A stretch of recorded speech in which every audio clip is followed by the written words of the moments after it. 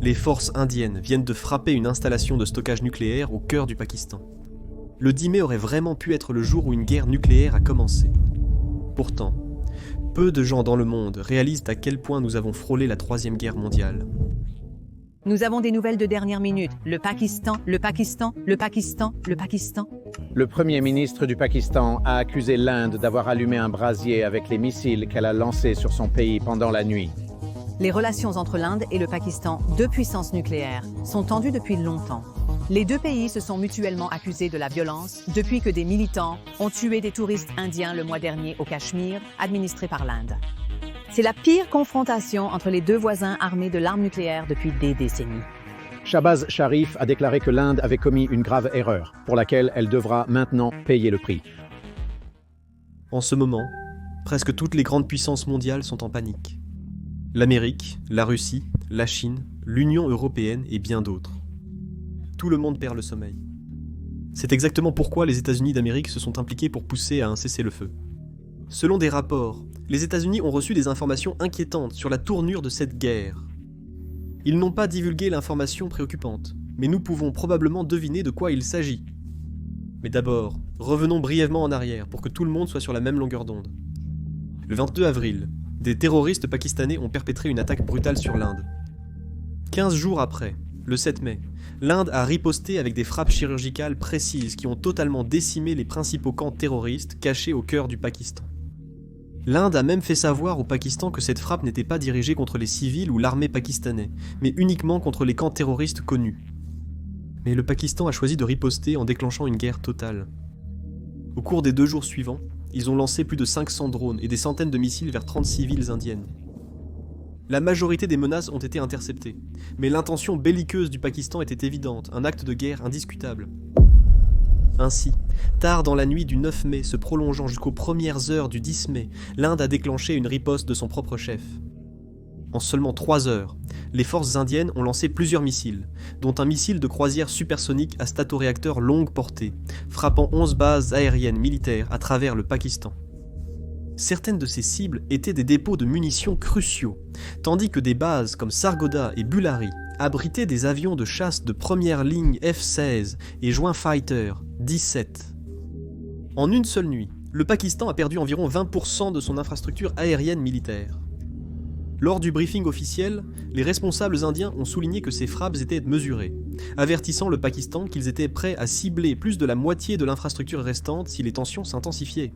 L'aspect le plus alarmant pour le Pakistan est l'échec total de son réseau de défense aérienne, construit presque entièrement à partir d'importations chinoises. Au cours des 10 dernières années, le Pakistan a investi des dizaines de milliards de dollars dans la modernisation de son armée, plus de 80% de son arsenal provenant de Pékin. Cela inclut les systèmes de missiles solaires avancés HQ-9, coûtant environ 300 millions par batterie. La Chine commercialise ces systèmes comme équivalents aux puissants S-300 de la Russie, capables de suivre et d'engager simultanément plusieurs menaces aériennes à des distances allant jusqu'à 200 km et à des altitudes atteignant 27 km. Le Pakistan a acquis plusieurs radars de surveillance longue portée Wikiab et LC-8B, valant environ 50 millions de dollars l'unité. La Chine a fièrement déclaré que ces radars peuvent surveiller des centaines de cibles aériennes en même temps, avec une portée de détection de plus de 450 km. Toutefois, en conditions de combat réel, les radars n'ont rien détecté du tout. Les missiles et drones indiens ont volé sans être détectés et ont touché chaque cible. Au-delà de ces 2 systèmes, l'inventaire du Pakistan comprend plusieurs autres défenses fabriquées en Chine, comme les batteries de missiles LUI, 80, les systèmes de défense aérienne FM-90 et des drones de surveillance de pointe. Pourtant, aucun ne fonctionne correctement. Aujourd'hui, les forces pakistanaises sont réduites à tirer manuellement des canons anti-aériens au hasard dans le ciel, espérant abattre des drones indiens.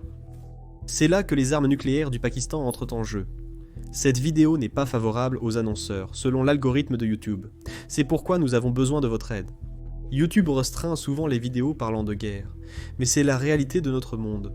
Si vous pouvez cliquer sur le bouton j'aime et vous abonner en bas, cela aide beaucoup la vidéo, merci. Alors, quand tout le reste échoue, la seule chose sur laquelle le Pakistan pense pouvoir compter, c'est son arsenal nucléaire. Si vous étiez le Pakistan, vous feriez tout pour protéger et fortifier ce précieux bien, n'est-ce pas? Eh bien, le Pakistan a fait exactement cela, ou du moins il pensait l'avoir fait. Mais comme nous l'avons vu, aucun de leurs systèmes de défense chinois n'a vraiment fonctionné à l'épreuve. Et cet échec catastrophique a été brutalement révélé le 10 mai lorsque l'Inde a directement ciblé la base de Nur Khan à Rawalpindi. Cette base est le centre névralgique du commandement de la mobilité aérienne du Pakistan. Elle abrite des actifs essentiels, y compris une partie importante de l'arsenal de têtes nucléaires du Pakistan, des avions de détection précoce aéroportés Saab-Iriai, des transporteurs vitaux C-130 Hercule et des ravitailleurs aériens stratégiques Ilyushin 78. Malgré sa supposée invincibilité, la base de Nur Khan a été directement touchée par plusieurs missiles indiens guidés avec précision. Presque immédiatement, la panique s'est propagée comme une traînée de poudre à travers les rangs militaires du Pakistan. Personne ne connaissait l'ampleur exacte des dégâts, ni le nombre de têtes nucléaires potentiellement compromises ou détruites. La plupart des gens ignorent que l'Inde et le Pakistan ne maintiennent généralement pas leurs ogives nucléaires armées, et prêtes à être lancées en permanence. Au lieu de cela, leurs têtes nucléaires sont stockées séparément. Les têtes sont gardées à l'écart des missiles et des systèmes de livraison. Si une guerre éclate, il faut du temps pour assembler les têtes nucléaires, les monter sur des missiles et les déployer. D'autre part, des pays comme les États-Unis et la Russie gardent beaucoup de leurs armes nucléaires entièrement assemblées, armées et prêtes à être lancées immédiatement. Cela importe car cela explique précisément ce que l'Inde faisait en frappant la base de Nur Khan dans les collines de Karana. L'Inde savait précisément où le Pakistan gardait ses ogives nucléaires, ce qui en soi est un désastre de renseignement massif pour le Pakistan. Ce geste a envoyé un message terrifiant à Islamabad. Le Pakistan a paniqué lorsqu'ils ont réalisé que leur arsenal nucléaire, leur plan de secours ultime, pourrait s'évaporer à tout instant. Ils se sont donc presque précipités vers les États-Unis, suppliant l'Amérique d'intervenir immédiatement pour forcer l'Inde à un cessez-le-feu. Voici la partie amusante. 2 jours auparavant, Juris Dr. Vance, le vice-président des États-Unis, déclarait en direct sur Fox News que tout ce désordre entre l'Inde et le Pakistan n'était, je cite, « fondamentalement pas notre problème ». Pourtant, à peine 48 heures plus tard, l'Amérique s'est retrouvée au cœur de l'un des affrontements nucléaires les plus périlleux depuis des décennies. De plus, la rapidité avec laquelle l'Amérique est passée d'une attitude détachée à une implication profonde semble étrangement, presque suspectement rapide. Le Pakistan a-t-il vraiment paniqué à ce point et supplié l'Amérique d'intervenir ? Ou y avait-il peut-être un chantage subtil, laissant entendre un chaos nucléaire s'il n'intervenait pas ? Le désespoir peut pousser les nations à prendre des décisions drastiques et imprudentes. Nous allons décomposer cela sous peu, mais d'abord, saviez-vous que ce n'est pas la première fois que l'Amérique intervient pour empêcher de justesse une guerre nucléaire entre l'Inde et le Pakistan ? En 1999, lors de la guerre de Kargil, le président américain Bill Clinton est intervenu directement entre l'Inde et le Pakistan. Il y a une très bonne raison pour laquelle il a fait cela. 1 an plus tôt, en 1998, l'Inde et le Pakistan ont choqué le monde en testant publiquement des armes nucléaires, devenant officiellement des puissances nucléaires. Cela a tout changé. Soudain, tout conflit entre ces deux voisins pourrait s'avérer catastrophique. Le conflit de Kargil a débuté quand des soldats pakistanais ont infiltré secrètement le territoire indien en haute altitude au Cachemire. Au début, l'Inde croyait faire face à une petite insurrection, mais a vite compris que les attaquants étaient en fait des unités militaires pakistanaises. De violents combats ont éclaté, aggravant rapidement la situation.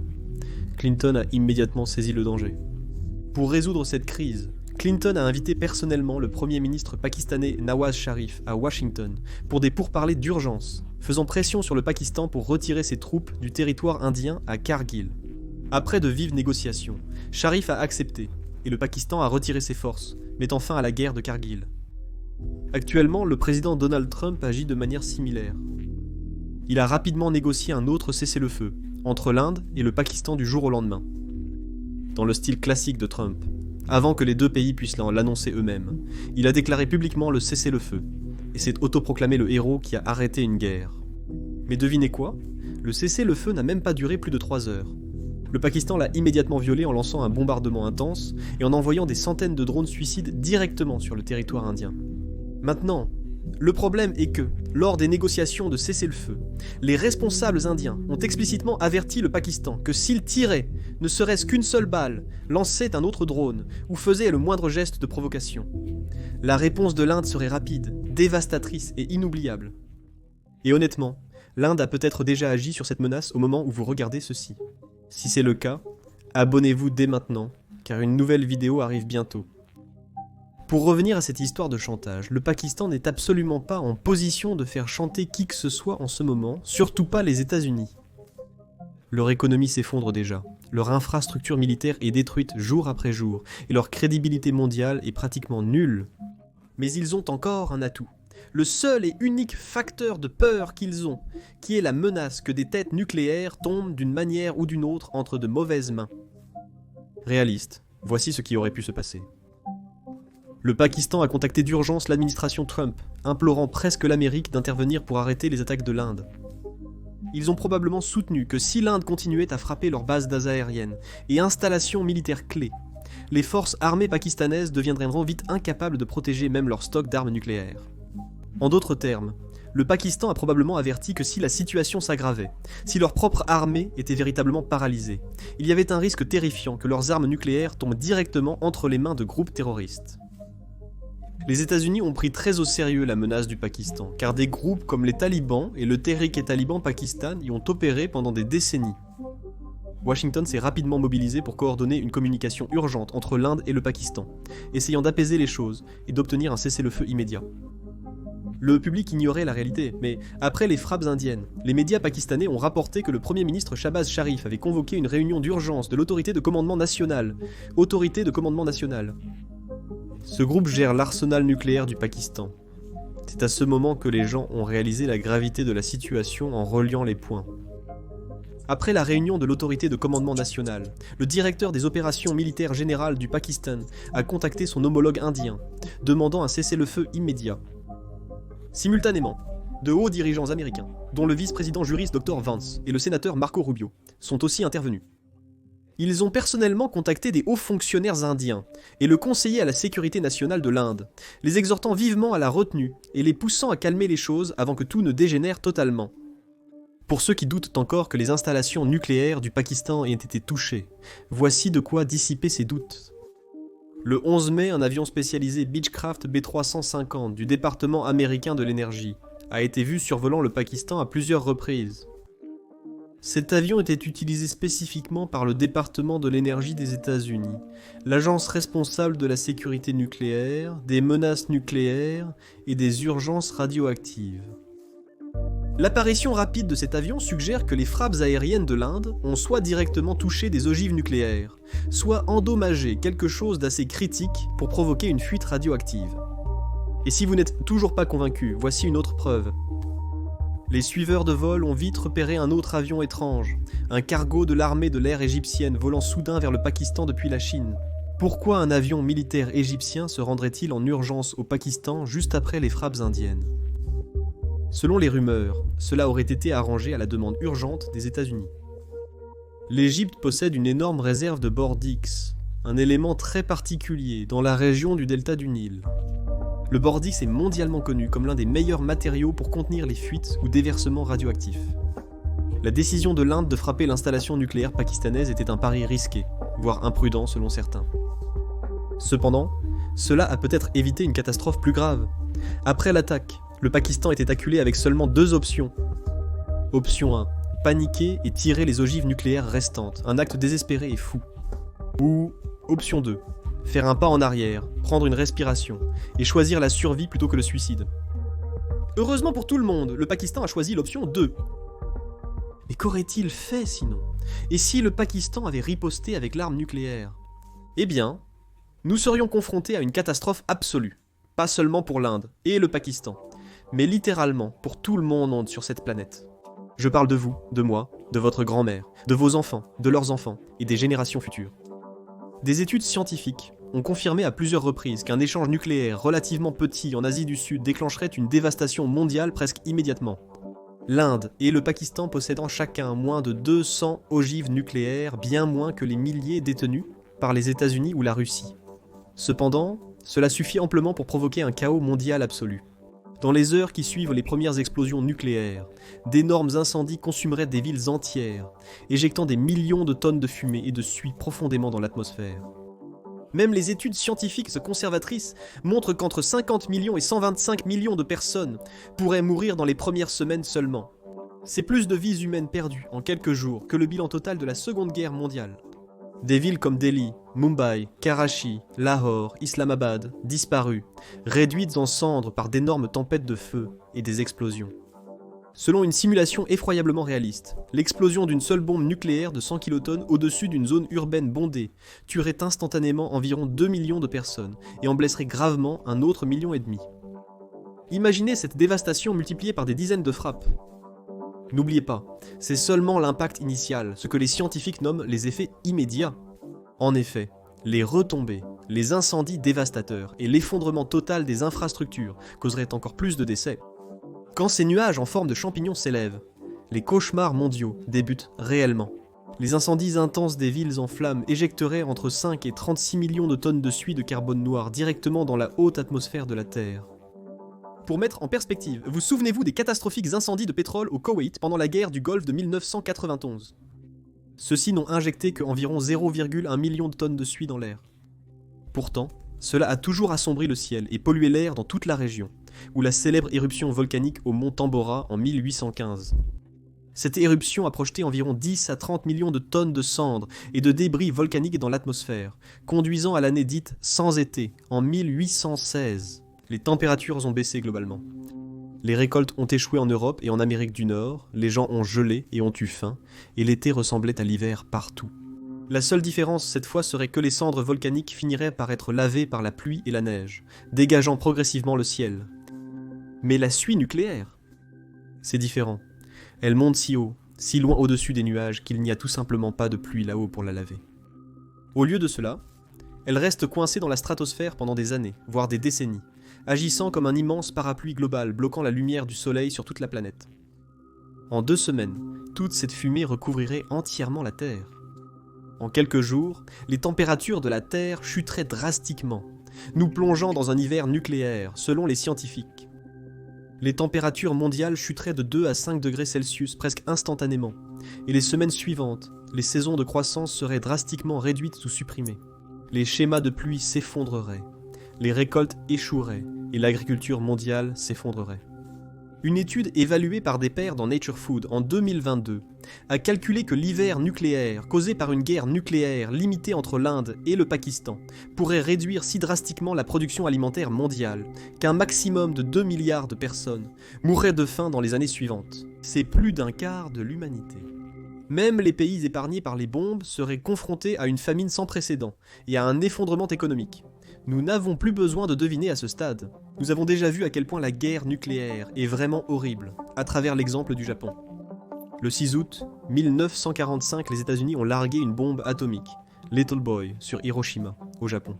Cette seule bombe avait une puissance dévastatrice équivalente à 15 000 tonnes de trinitrotoluène explosant simultanément. En un instant, 70% d'Hiroshima a été anéanti. Plus de 80 000 personnes sont mortes sur le coup, vaporisées par l'explosion. Fin 1945, le nombre de victimes a dépassé. 140 000 personnes succombant dans la douleur à des blessures, des brûlures et des radiations mortelles. 3 jours plus tard, Fatman a détruit 6,7 km² de Nagasaki et tué environ 74 000 personnes d'ici la fin de l'année. Les températures au point zéro ont grimpé à 4000 degrés Celsius. Les bâtiments ont littéralement fondu, la chair humaine a été incinérée et des quartiers entiers ont éclaté en flammes. Même la pluie qui a suivi était toxique. Une pluie noire radioactive mortelle qui a répandu la contamination partout où elle touchait. À Nagasaki seulement, environ 74 000 personnes étaient dans le bain à la fin de l'année, portant le bilan total immédiat de ces 2 bombes à plus de 210 000 vies innocentes. La destruction instantanée a détruit toutes les infrastructures dans les zones cibles. À Hiroshima, presque tous les médecins et infirmières ont été soit tués, soit gravement blessés, ne laissant que 3 hôpitaux à peine fonctionnels sur les 45 originaux. La majorité des victimes souffraient de brûlures et de traumatismes atroces, rendant la réponse médicale quasi impossible. Aucune capacité de réponse n'est restée pendant des heures, car les premiers intervenants faisaient partie des morts. Même les personnes venues plus tard en ville pour aider ont souvent succombé aux radiations. Un témoin de Nagasaki se souvient avoir vu des gens fuir comme des fourmis, leurs corps brûlés et les cheveux dressés, avec des crémations de masse dans les jours suivants. L'ampleur de la destruction et des pertes humaines dans ces 2 bombardements a choqué la conscience du monde. Hiroshima et Nagasaki furent les premières et dernières villes détruites par des bombes atomiques, mais la tragédie ne s'arrêta pas avec la capitulation du Japon. Les effets des bombardements d'Hiroshima et de Nagasaki dureraient des décennies, affectant la santé des survivants, appelés hibakusha, tout au long de leur vie. 5 à 6 ans, après 1945, les médecins ont constaté une forte hausse de la leucémie chez les survivants. Une décennie plus tard, les cancers de la thyroïde, du sein et du poumon ont augmenté anormalement chez les survivants. Les cancers ont mis 10, 20, parfois même 30 ans à se manifester. Les dégâts des radiations de la bombe étaient lents et inexorables. C'était comme un poison qui restait caché pendant des décennies, détruisant lentement l'acide désoxyribonucléique à l'intérieur des corps des survivants. Les femmes enceintes près du site de l'explosion ont eu des fausses couches ou des bébés avec de graves malformations, handicaps mentaux et microcéphalie. Même des générations plus tard, les survivants et leurs familles vivent toujours sous la menace des cancers et des mutations génétiques. Le monde s'est soudainement rendu compte que les humains pourraient désormais se détruire complètement et rapidement. Au cours des décennies après ces bombardements, plus de 500 essais nucléaires en surface ont été réalisés par plusieurs pays. Pour vous donner une perspective, les retombées radioactives de ces tests ont contaminé le sol, les rivières, les océans, et se sont même retrouvées dans les dents des enfants à travers le monde. Rien qu'en 1962, il y a eu un stupéfiant 178 essais nucléaires. La contamination radioactive était si horrifiante que le monde entier a finalement dit « Assez, c'est assez », conduisant au traité d'interdiction partielle des essais nucléaires de 1963, interdisant les explosions nucléaires en surface. Le seul point positif du Japon est que les armes nucléaires sont devenues un tabou mondial. Depuis 1945, aucun pays n'a osé franchir à nouveau cette ligne. Hiroshima et Nagasaki ont montré à l'humanité ce qui arrive quand on utilise l'arme nucléaire. Quiconque utiliserait à nouveau des armes nucléaires serait immédiatement condamné à l'échelle mondiale, devenant aussi détesté que l'étaient les puissances de l'Axe. Personne ne voulait être le pays qui briserait ce tabou et risquerait une riposte nucléaire. Même pendant la guerre de Corée, le Vietnam, la guerre soviétique en Afghanistan ou les conflits indo-pakistanais, les dirigeants les plus agressifs ont débattu de l'utilisation du nucléaire, mais ont toujours reculé. Aucun leader, même le plus impitoyable, ne voulait porter la responsabilité de briser cette malédiction et de devenir le pire ennemi de l'humanité. Pendant près de 80 ans, cette paix fragile a été maintenue principalement grâce à une combinaison de retenue morale et d'une puissante peur de la rétorsion. Cependant, le radicalisme et l'instabilité du Pakistan ont atteint un point critique alarmant, mettant l'Inde et le monde entier dans une situation précaire. Et peut-être que c'est exactement pourquoi les récentes frappes préventives de l'Inde contre les installations nucléaires du Pakistan étaient absolument nécessaires. Ces frappes nous ont peut-être déjà épargné une nouvelle réalité horrifique. Personne ne peut affirmer avec certitude que cette action préventive a évité un cauchemar nucléaire. Mais au moins maintenant, vous et moi comprenons pleinement à quel point ces enjeux sont vraiment élevés, et pourquoi cette guerre apparemment lointaine, se déroulant à des milliers de kilomètres, nous concerne profondément tous ceux qui regardent.